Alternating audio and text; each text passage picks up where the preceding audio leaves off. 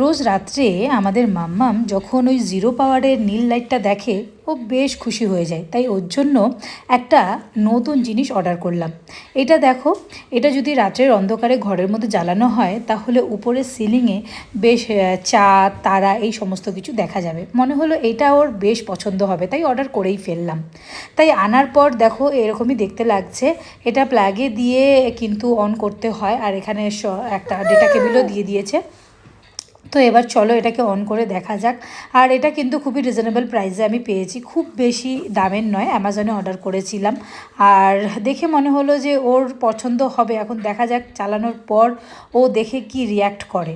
তো দেখো এখানে চালালাম, সৌমিক এখানে অন করলো, আর এইভাবে এটাকে দেখতে লাগছে কি সুন্দর ঘুরছে। আর ঘোরার সঙ্গে সঙ্গেই কিন্তু এই তারাগুলো, চাঁদ, এই সমস্ত কিছু দেখা যাচ্ছে। তবে রাতের অন্ধকারে এটা খুব ভালো বোঝা যাবে। এখন যেহেতু দিনের বেলা অতটাও বোঝা যাচ্ছে না, তবে রাত্রেবেলা খুব ভালোভাবে এটা বোঝা যাবে।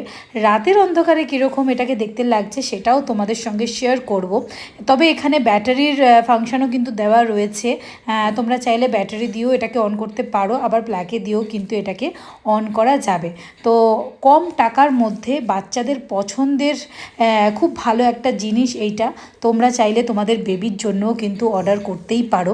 তো রাত্রেবেলা যখন আমি জ্বালালাম তখন কিন্তু ও দেখে বেশ খুশি হয়েছে। দেখো কি সুন্দর লাগছে ঘরের মধ্যে, লাল, নীল, সবুজ।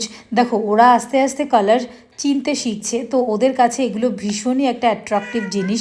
আর ও কিন্তু বেশ খুশি হয়েছিল। যতক্ষণ এটা জ্বালিয়ে রেখেছিলাম ততক্ষণ কিন্তু ও ঘুমাচ্ছিল না, শুধু এই লাইটটার দিকেই তাকিয়েছিল।